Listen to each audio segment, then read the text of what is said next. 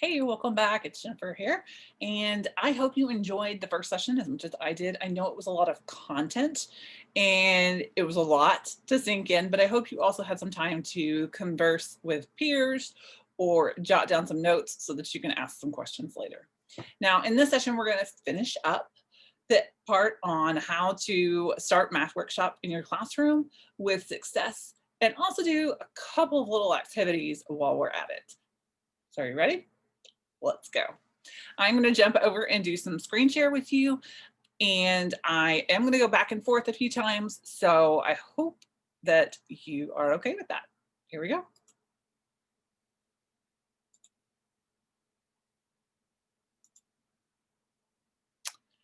So when we were talking earlier about setting up our students for success, one of the things was that it builds engaged learners. Now, that is because when we are using the review and enrichment model for activities, our students are being able to show us what they know on activities that they have learned by instruction from you. They've had small group instruction from you. They have practiced it. They've had a quiz over it. They've had assessments over it. And it's truly review for them.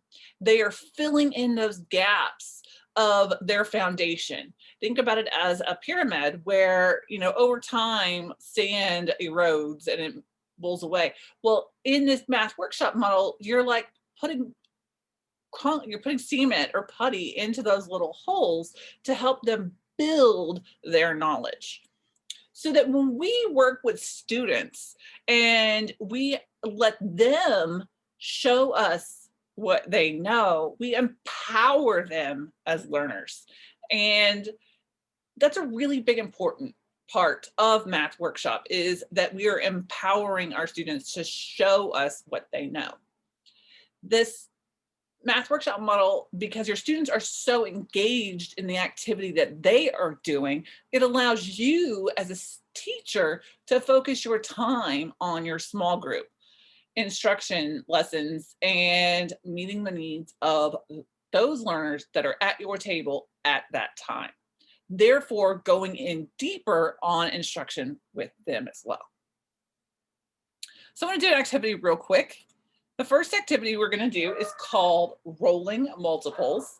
And I am going to, the piece looks like it is in your handouts.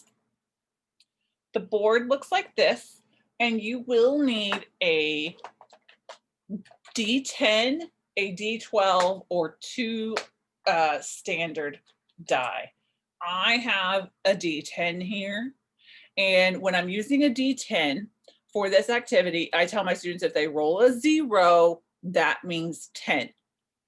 So how we're going to do this activity, and I will put the directions up here in a minute. You are going to roll. You're doing this with a partner. They have their board. You have your board.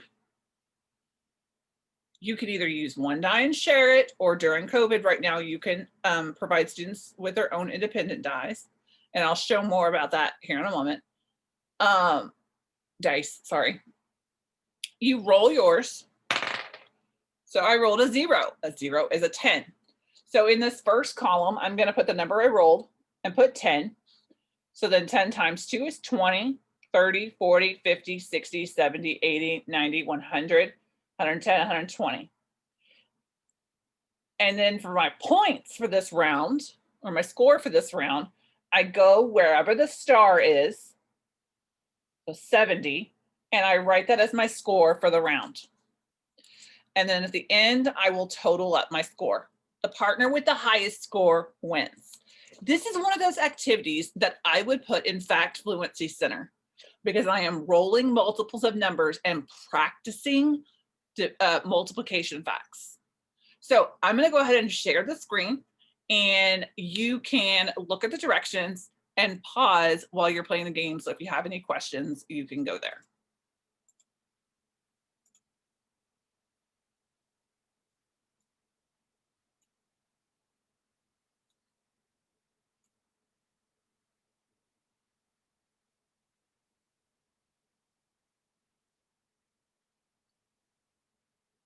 Okay, I hope you enjoyed that game. And I do have a couple different versions of this available that will be provided for you. I have it to where it only goes to 10. I have it to where it is not numbered at the top, to where you could have students do different ones. And that way it is a little bit differentiated for different students in your classroom.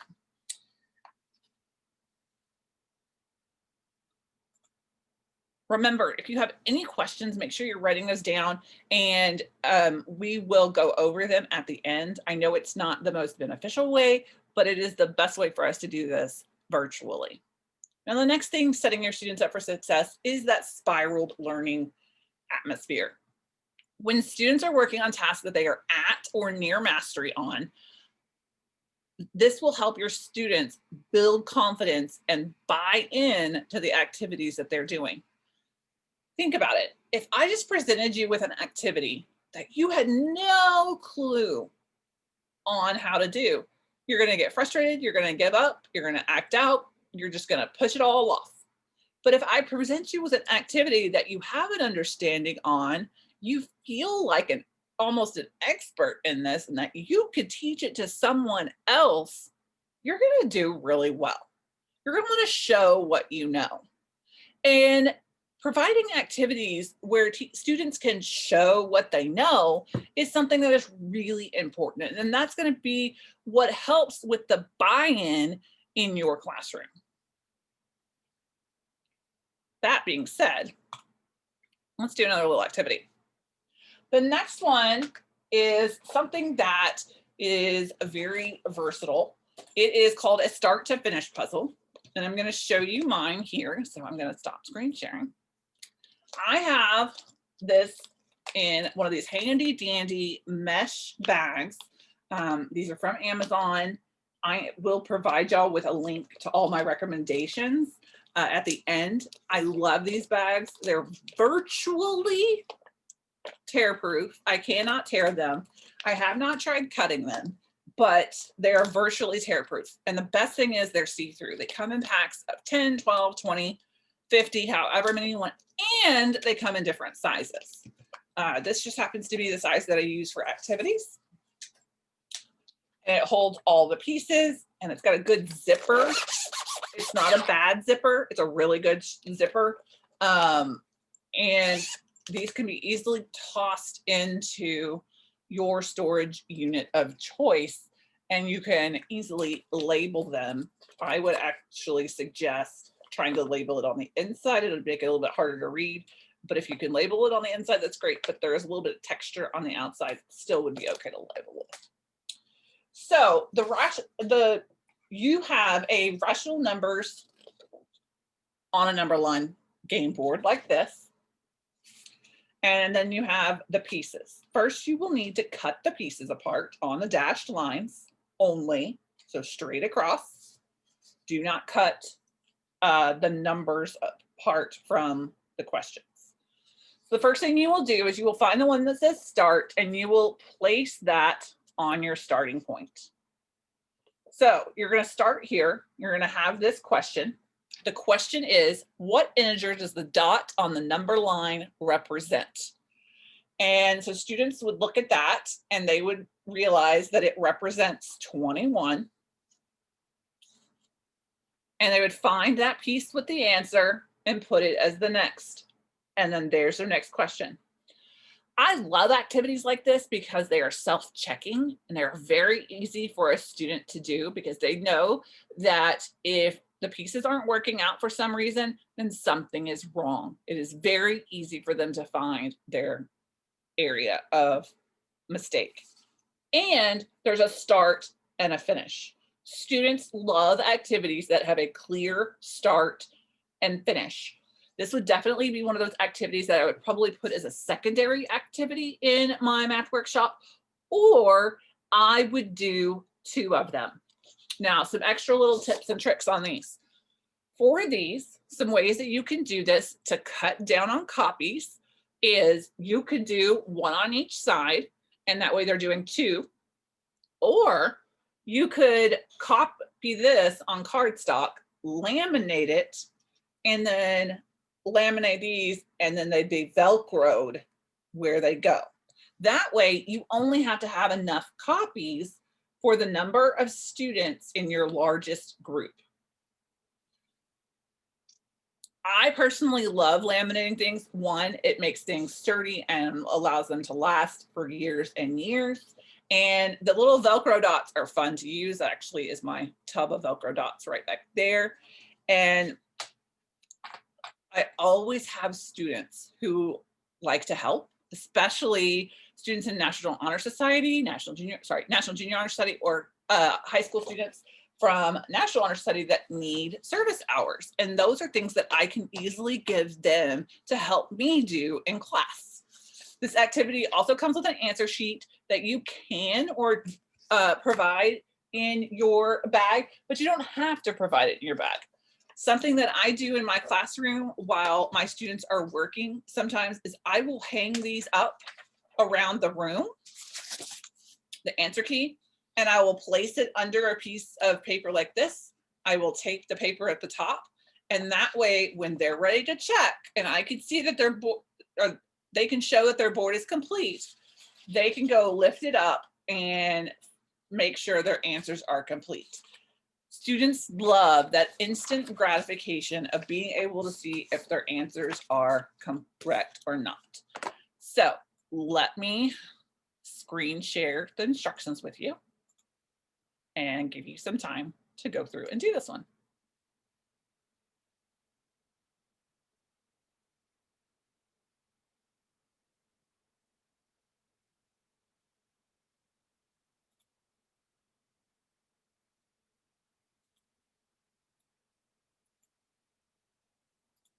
Okay, I hope you enjoyed that one.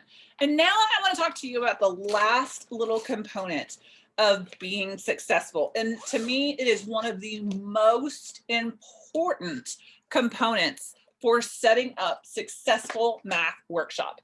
And that is working smarter, not harder. This picture here is an actual picture of my classroom back in 2012, 2013, back before I had an iPhone. So it's not an amazing camera, but it's my organization system, and it's the organization system that I truly loved. This is how I stored all of my manipulatives, all of my supplies, all of my stock, basically. And in my classroom, only one student from each table, my materials manager, could ever go to this shelf. They were the person that if their station's glue stick was out, they could go throw the glue stick away and get a new one. If they needed to go pick up manipulatives for something, they could go get them. And that was key to being able to keep this organization in order. Some other things that I want to talk about when it comes to organization are how I store my task cards and smaller activities. And these right here is what I call a suitcase of task cards. And I'm actually going to show you a few things here. Got some down here that I want to show you. This is one of my suitcases of task cards. And you're gonna be like, oh my goodness, that's too much. But if you have already created the task cards, these bins, well, yes, I've gotten mine off of Amazon. You can get them at Michael's, Walmart, Joann's, all that jazz. Definitely make sure they're either on sale or a coupon. I love these because I can keep all of similar items together. Now, this happens to be all of my middle school ones. I have another one down here that is more middle school. And I wanted to show you what some of these look like.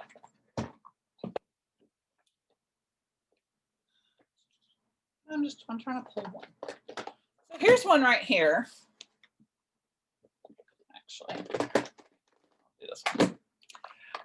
Volume and surface area task cards. So I have it to where the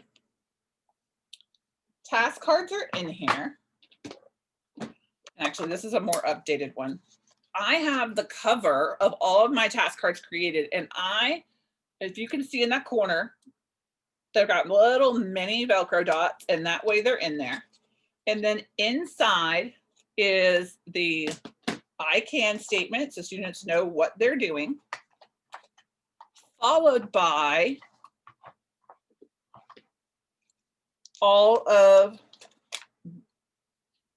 the directions that they would need. The answer key is optional, whether you put that in there or not. I always tell my students, flip it over and put it on the bottom. And then all of my task cards. So this is a set that I printed of my black and white ones, and I just used color cardstock. And they're laminated and placed in here. And this right here makes it to where this and a recording sheet are all my students need to be able to use this activity. Now, they can also do this digitally because I have them where the exact same task card is screenshot into a Google form and they can answer it that way. So you could do task cards at your tech center, but that's also a way that you could do them remotely, where your students are still working on task cards and problem solving skills that they desperately need, but they can do them online so that they're getting practice on how to answer questions online. And so we know that our state testing is going to where it's online. Now, you also may ask, this is an organizational thing for me. So I put the name of the task cards here. And these 3 dots mean grade levels that it's specific for. So this means 6th, 7th, and 8th grade would be able to use these task cards. I do that simply so that when I'm at conferences and stuff like that, teachers can see which ones are for their grade level. These little things run, if you don't find them on sale, about $30, $40. Typically I can get a 2-pack on Amazon for $30 to $32. And sometimes if I get them at Joann's, they go on sale for $10 to $15. So definitely look out for them. This is actually the Iris brand, which used to be sold at the Container Store. It's a heavy duty brand. And it is the one that I recommend. They are called photo storage containers. Now, another thing that I want to show you is a larger one of the exact same thing. I provide these for all of my stations in my classroom, and they have the basic materials that are needed. And you can see in this one, it's holding dry erase markers, a glue stick, dry erase erasers, Post-it notes. It had my die in it just a moment ago, a spinner, and paper clips if you don't have access to the spinner. We're going to do a game here in a little bit that we will need those for. So that is what I have put in here. And these change regularly based on what supplies are needed for the week. And that way I don't have students that are going every which way to try to find supplies. I showed you these a while ago on how I store a lot of my activities. Another thing would be the smaller pencil bag size version. I've had a lot of teachers tell me, especially with remote learning, that basically they're making independent versions of this. So one dry erase marker, one dry erase eraser, a glue stick, a die, a set of Post-it notes, everything that a student could possibly need. And they're making it into a little baggie for them. And then that baggie is that student's responsibility to carry around and have their supplies. Now, some teachers are making class sets, whereas some teachers are making one for every student. It's totally up to you.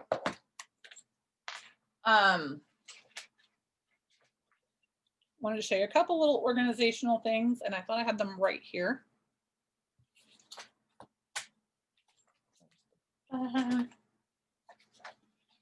To me, these Smart Pals allow me to work so much smarter. I'm going to provide you with this activity here later. I'm going to, this is part of my show and tell activity. And this is one of those things that I put in Fact Fluency as well. If you don't want to laminate things, or you haven't gotten to where you have had a chance to laminate all your things, or if you want students to be able to write on things with dry erase marker and you don't want to laminate every single one of them, simply grab these SmartPal document holders. I love the actual SmartPal brand by EAI because it's got an opening on the top and the side. And here I'm using that trusty deck of cards. Again, you place your cards face down, you draw 2 cards, and then you find the factors of those 2 numbers. So again, great fact fluency practice for students.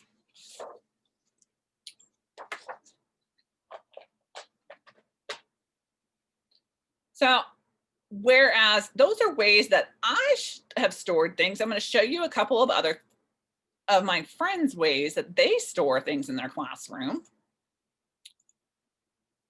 I showed you a while back that for each of my activities, I stored them like this, and all of the items went into each container. That is simply a 10 by 12, 9 by 12 container from Walmart. I got them there for $3 to $4, and I actually found them cheaper at Big Lots. So I love these because I only have to have enough for each station each week, and I just change them out at the end of the week or whenever I'm done with that set of stations. That makes it very easy for me. Everything's all in one place, and the students can take it to their group. Now, I know with distance learning and the restrictions on the way that we can provide group work, that's not always possible. So sometimes we do have to make copies for each student. And those are things that each of you have been doing, and I want to applaud you for that. So I want to show you a couple other ways that friends of mine have been doing it. So I have a teacher friend. This is a not so wimpy teacher. She does all of hers. She has them in bags like the ones I showed you, in the same kind of bins, but like all of her back to school activities, add and subtract activities, all of the different concepts she stores away like that to where they're easily stored over time. Another friend of mine stores hers in a file cabinet since she didn't have a use for her file cabinet or anything else.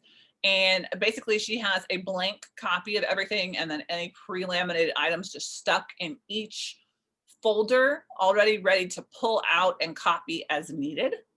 And then another friend of mine uses bins where each one of the bins at the top is a different activity for that week, where the bins at the bottom are extra copies and to be turned in. So that allows for a lot of different ways that we can, as teachers, organize ourselves. And you have to determine what's best for you. So a couple other things that I want to talk about, and these are things that I highlight in my book, which I'm going to send y'all a copy of, Establishing Math Workshop for Middle Grades. And I highlight these in my book, and it's other ways to help you prepare yourself and your classroom. One of the big things that I found was I needed to use consistent storage containers. One, that way they can stack, or that way they can line up easily. But also, two, it means that I'm showing consistency to my students and showing that it has a priority to me.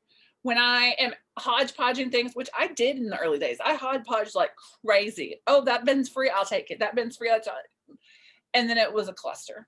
Everything looked a mess. And students didn't know, okay, do I get this red laundry basket type thing, or do I get this blue bin with a lid, or it's confusing. So whatever you do, be consistent. I showed you those larger bins that I had earlier. I actually store all of my manipulatives in similar bins all the way down as small as this. These right here, I got off Amazon. I had them on my watch list on Amazon, and I got sent a notification when they dropped down to 50 cents each. And I bought a ton of them so that I could store my manipulatives and things like this. But whatever you do, try to be consistent, because it truly shows just a clean look throughout your classroom and an easier way for students to find things. Another thing is clear containers are your best friend. Anytime you can use something that is clear, it's going to be easy for you to see what's in it at all times. Just like the bags I showed, they aren't 100% clear, but I can see what's in these. Those containers I just showed you, again, they're clear. I can see what's inside of them. Don't be afraid to put a container inside of a container to hold things. So, well, this is not a container per se. I could easily, if this was one of my large ones, I could put this container inside of it so that those items were contained together. And I know it adds up over time, but piece by piece by piece, it works well. And there's nothing wrong with Ziploc bags, guys. There's nothing wrong with them. They work great. Another thing that I tell so many people, and you have to understand, this is something that some schools can do and some schools can't do, is create an Amazon wish list and a donors choose project. Amazon wish list, you can add as a link in your signature. You can share it on your personal social media accounts and people will help. There's also a whole motion called #clear-the-list. And if you share about things that you need in your classroom on social media, there's a chance that people will send you those items. And I know a teacher, a friend of mine, who just simply put it in her signature and just said something like, if you'd like to help out our classroom, here's our wish list. And it was things like manipulatives and snacks for those hungry kids, you know, just various things. And one day, a grandmother had received an email from the teacher, and she had been so happy with how well her student was doing. She went on and she bought some things. I do it quite regularly for some teacher friends of mine, even if it's as simple as sending them Kleenex and something that they need in their classroom. But another thing is donors choose projects, because donors choose projects can be funded by anyone. And you can actually add things from Amazon on a donors choose project. And a lot of time there are matching projects that are going on. So while a project may cost $300, with matching projects, it's only going to cost $150 to be funded. So it's definitely something to look into, but make sure you know the stipulations of your school and your district on both of those. Dollar Tree. I think that's pretty much a simple statement. Dollar Tree is where I have got so many of my manipulatives and my storage things. Also Hobby Lobby and Michael's with coupons, because I know that those work for my classroom and I know what works. And we as teachers are thrifty. We are the original extreme couponers. So another thing you have some games lying around at home that have lost like their mark, like Connect 4, and you no longer have all the Connect 4 pieces. Well, bring those to school and let those be different place markers that you use for games. Use them for activities for probability. Just find different ways to use things before you toss them out. Over the door shoe racks, you can see, I'm trying to, over here, I have one on the back of that door. They are perfect for holding a lot of little items in each pocket. Clear ones you can see straight into. Mine is a fabric one, but the things that I have in them stick out. I actually have markers inside of mine, and I have all reds together, oranges together. So they can easily see. I showed you the photo boxes. Those are great for storage. I like them because they're in a carrying case and I can easily store them away. I could put all of my fraction things in one, all my decimals in one, all of my rational numbers in one, and expressions and equations, all in different cases, and easily pull those out as I was reviewing and enriching on those topics.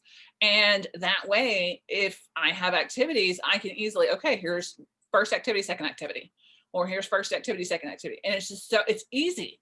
It's done. Once you create it, well, yes, it takes time. It's done. You've created it to never have to do it again, unless sometimes a piece is damaged. We talked about file crates and file cabinets. I'm going to tell you, Facebook Marketplace, there are people that are always giving away file cabinets. If you don't have one in your classroom, it's a great way to store things. But yeah, there are ways to store things, and you just have to find out what works best for you as a person, just like we find out what works best for our students as a learner.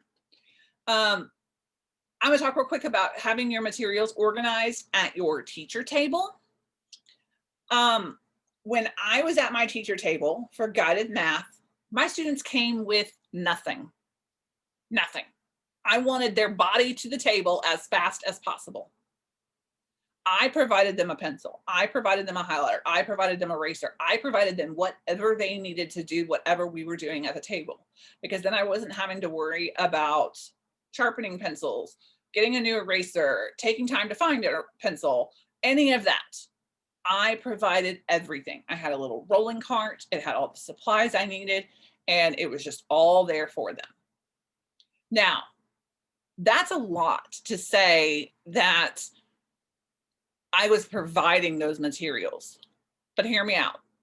If I had five kids in my group, or 6 kids in my group, I had to have 6 pencils, 6 highlighters, 6 erasers. That's it. And those stayed back there. I decorated the heck out of them. I sometimes had flowers on them. Sometimes it was duct tape, whatever I needed to do to make sure those stayed at my table. Those were my materials. And the students knew that those stayed there. I used mechanical pencils because they were so much easier just to refill with lead. I used Bic highlighters, not the off-brand, and I used the pink erasers that everybody uses that I've never been able to use one up in my lifetime. I don't think they last forever. So, you know, it's those types of things that will make your time at teacher table so much more effective when you're not having to wait and wait and wait for the students to come to your table with your supplies. That time is very important. And yes, I'm a very hyper organized person, but I know the benefits of being hyper organized and how it helps out in my classroom. So that being said, I know that was a lot to talk about, but I want you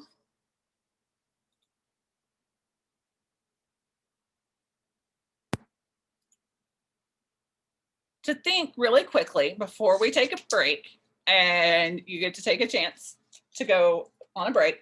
I want you to answer these questions for yourself, whether they be out loud or as a small group. I want you to think, what are you still thinking about from what we've talked about in video 1 and video 2? Name something that has enlightened you from what you've learned. What part of today's learning will you hold on to? And what new idea was meant for you from the previous video? So I want you to go ahead and pause, think about these things, and share together. And when we come back, we'll do some more activities for math workshop.